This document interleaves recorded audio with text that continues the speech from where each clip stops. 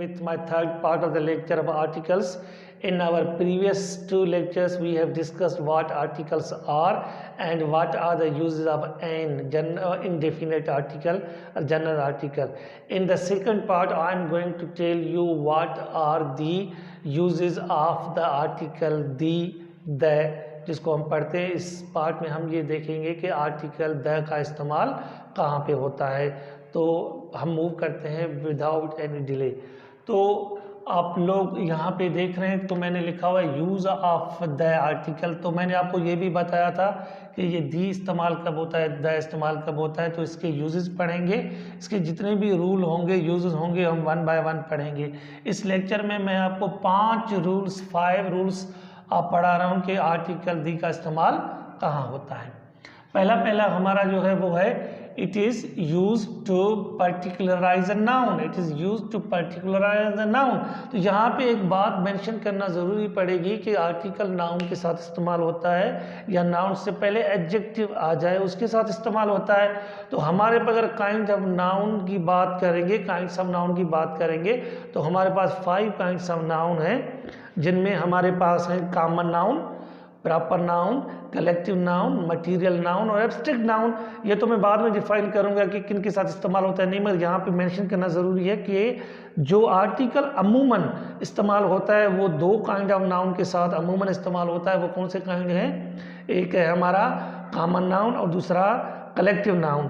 इसके अलावा proper noun के साथ जो भी इस्तेमाल होगा, जो अलग नाउन के साथ जो कंडीशंस आएंगी वो हम इसी रूल में कवर करेंगे वन बाय वन कहाँ इस्तेमाल होता है. तो जब मैं बात कर रहा हूँ it is use to particularize a noun, it means not a proper noun, it means a common noun. किसी कॉमन नाउन को जब पर्टिकुलर कर दें, उसको मखसूस कर दें, तो आप उसके साथ क्या लगाओगे? दी लगाओगे. फॉर एग्जाम्पल यहाँ पे मैं एक सेंटेंस लिख रहा हूँ. फॉर एग्जाम्पल मैंने लास्ट टाइम भी किया था. फर्ज करें आई सा ए डॉक्टर. तो यहाँ पे मैंने जब आर्टिकल लगा दिया तो इसका मकसद है मैं ऐसे डॉक्टर की बात कर रहा हूँ जिसे मैं पर्सनली नहीं जानता, सिर्फ ये जानता हूँ कि वो डॉक्टर है. अगर मैं इसके साथ यहाँ पे आई सा द डॉक्टर लगा दूँ तो इसका मकसद क्या बनेगा कि वो डॉक्टर मेरा जानने वाला है या उसके साथ मैंने कोई निस्बत ज़रूर है. समझिए बात को कि मैंने क्या किया, इसी कॉमन नाउन को जो पहले कॉमन था मेरे लिए, अभी भी कॉमन ही है, मैंने उसको पर्टिकुलराइज कर दिया. माना मैंने उसको प्रॉपर कर दिया, उसको पर्टिकुलर कर दिया, स्पेशल कर दिया. तो इस सूरत में भी हम क्या करेंगे, किसी भी नाउन को कॉमन को जब आप पर्टिकुलराइज करें तो आर्टिकल दी इस्तेमाल करेंगे. तो ये है हमारा कि नाउन जब किसी भी कॉमन नाउन को आप अहमियत देखकर पर्टिकुलर करना चाहेंगे तो उसके साथ क्या लगाएंगे? दी लगाएंगे. ये हमारा पहला रूल है दी का इस्तेमाल. नेक्स्ट हमारा कहाँ है? It is use before a noun mentioned earlier. देखिए इस बात का जिक्र है कि मेंशन्ड अर्लियर, इसमें क्या होता है कि एक नाउन का जिक्र हम कर जाए, अगर दोबारा उसी नाउन का जिक्र करते हैं उसी सेंटेंस में या नेक्स्ट सेंटेंस में तो हम उसके लिए भी दी लगाएंगे. पहले भी नाउन हमारे लिए पर्टिकुलर नहीं है और बाद में हमारे लिए पर्टिकुलर बनता है. कैसे? कि बाद में जब उसी का जिक्र करूँगा तो वो पर्टिकुलर बन जाएगा. तो उस सूरत में भी मैं क्या इस्तेमाल करूँगा? द इस्तेमाल करूँगा, क्योंकि नाउन मेरे लिए मेंशन हो चुका है. फॉर एग्जाम्पल सेंटेंस ले लेते हैं. फॉर एग्जाम्पल आई सा ए बेगर. इस सेंटेंस में देखिए मैं इस्तेमाल कर रहा हूँ आई सा ए बेगर, या सा को हटा के मैं इस्तेमाल करता हूँ आई मेट विथ अ बेगर.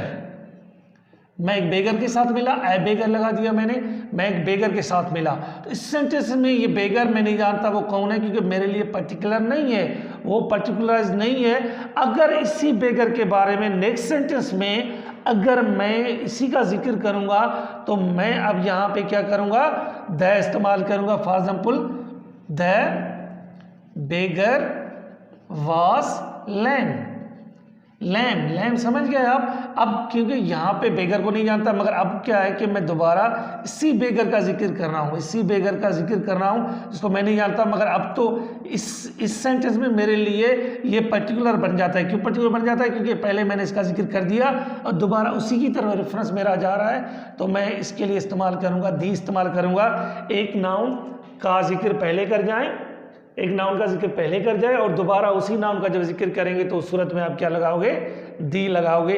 तो ये मैंने यहाँ पे द इस्तेमाल किया, the beggar was a lame, I met with a beggar, the beggar was a lame. तो मीनिंग यहाँ पे बेगर जो है मेरे लिए पर्टिकुलराइज हो रहा है क्योंकि इसका नाम ये मेंशन पहले हो चुका है, ये नाउन मेंशन पहले हो चुका है।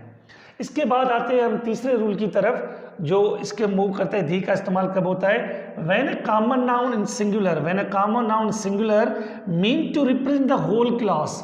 अब यहाँ पे समझने वाली बात है कि एक नाउन कॉमन नाउन है, अगर एक नाउन का सेंटेंस हम लिखें, उस नाउन से मकसद मेरा वही एक नाउन ना हो मगर उसका पूरा क्लास, उसका पूरा ग्रुप, उसका पूरा गुरु, उसका पूरा जो है सेटअप मेरे सामने आ जाए, तो उस सूरत में हम दी लगाएंगे। फॉर एग्जाम्पल मैं मिसाल देता हूँ हम लोगों को, देखें अगर मैं यहाँ पे लिखता हूँ the dog is a faithful animal, faithful animal, dog is a faithful animal. यहाँ पे देखिए, यहाँ पे क्या किया मैंने, डॉग को जो नाउन है उसके साथ मैंने दी लगा दिया।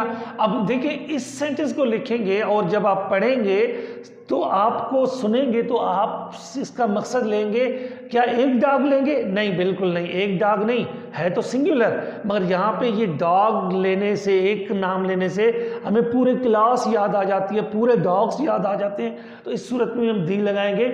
इसका मकसद मेरा नहीं है कि XYZ dog, no, dog is a faithful animal, क्योंकि एक डॉग बहुत ही फेथफुल एनिमल है, तो ये डॉग लव्स पूरे क्लास को रिप्रेजेंट कर रहा है। जब पूरे क्लास को रिप्रेजेंट कर रहा है तो उस सूरत में भी हम क्या लगाएंगे, दी लगाएंगे, इसके साथ द लगाएंगे। फॉर एग्जाम्पल एक और सेंटेंस देखें, दी elephant is a wise animal, wise animal, देखिए ये elephant is a wise animal. यहाँ पे देखिए सेंटेंस मैंने एलिफेंट, आपका मतलब क्या है कि एक एलिफेंट, दो एलिफेंट, तीन? नहीं, बिल्कुल नहीं। मेरा जो सेंटेंस सुनने में, लिखने का और सुनने दोनों के मकसद बन जाते हैं कि वो हमारा क्या है, एलिफेंट एक सिंगुलर नाउन ज़रूर है मगर ये पूरे क्लास को रिप्रेजेंट कर रहा है, माना इसका मकसद है कि सब एलिफेंट्स, सब एलिफेंट इस्तेमाल करेंगे, तो इसका मकसद है हम इसके साथ क्या लगाएंगे, दी लगेगा, और इस सेंटेंस के आगे दी लगेगा। जो यहाँ पे देखें, यहाँ पे भी मैंने दी लगा दिया, यहाँ पे भी दी लगा दिया, तो ये कंडीशन है हमारी, जहाँ पे दी का इस्तेमाल होता है जब पूरे क्लास को रिप्रेजेंट करेंगे सिंगुलर नाउन। वैसे तो प्लूरल आप लिख सकते हो, प्लूरल किस तरह लिखोगे, dogs are faithful animals, it's up to you. अगर डॉग लिखोगे और पूरे क्लास की रिप्रेजेंट करेगा, अगर एलिफेंट लिखोगे पूरी क्लास की, और कोई भी नाउन हो, तो वो उस सूरत में हम क्या दी लगाएंगे, पूरे क्लास को रिप्रेजेंट कर रहे हैं। इस जो रूल में एक एक्सेप्शन भी है, वो एक्सेप्शन दो लफ्ज़ों की है, दो लफ्ज़ वो कौन से हैं, मैन और वुमेन।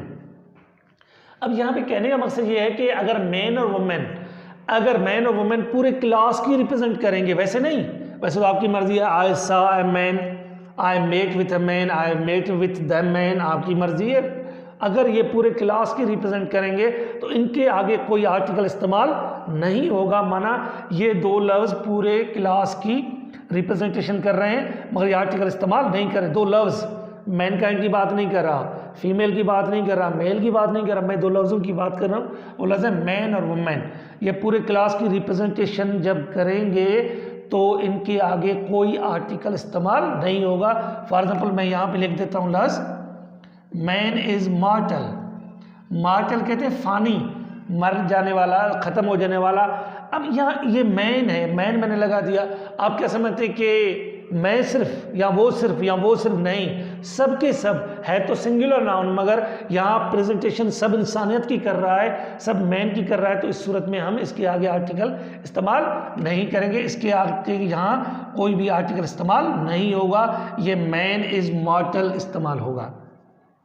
फॉर एग्जाम्पल अगर सेंटेंस लिखते हैं women is the counter part of man, यहाँ पे देखें, यहाँ पे मैंने लिखा women is the counter part of man, माना मर्द या औरत एक दूसरे का हिस्सा होते हैं। यहाँ आपका मकसद है एक वुमेन, कोई पर्टिकुलर? नहीं, बिल्कुल नहीं, ये वुमेन से मकसद है सारे वुमेन जो भी है, और मैन से मकसद सारे मैन। तो ये अगर दो लफ्ज़ मैन और वुमेन अगर पूरे क्लास की रिप्रेजेंटेशन कर रहे होंगे तो ये अपने साथ कोई आर्टिकल इस्तेमाल नहीं करेंगे, तो ये वैसे ही आएंगे विदाउट एनी आर्टिकल। मैं सिर्फ द की बात नहीं कर रहा, ए भी नहीं आएगा, एन भी नहीं आएगा, जब ये पूरी क्लास की रिप्रेजेंटेशन कर रहे होंगे दो लफ्ज़। इसके बाद मूव करते हैं हम फोर्थ नंबर की तरफ, और फोर्थ नंबर हमारा है it's use before superlative degree of adjective. आपको पता है स्टूडेंट्स कि एडजेक्टिव के 3 किस्में होती हैं। आई होप कि आप लोगों को ये मेरा लेक्चर प्रॉफिटेबल लगा होगा। इंशाल्लाह हम नेक्स्ट लेक्चर में इसके जो बकाया रूल्स हैं वो भी आपको डिफाइन करेंगे। Thank you.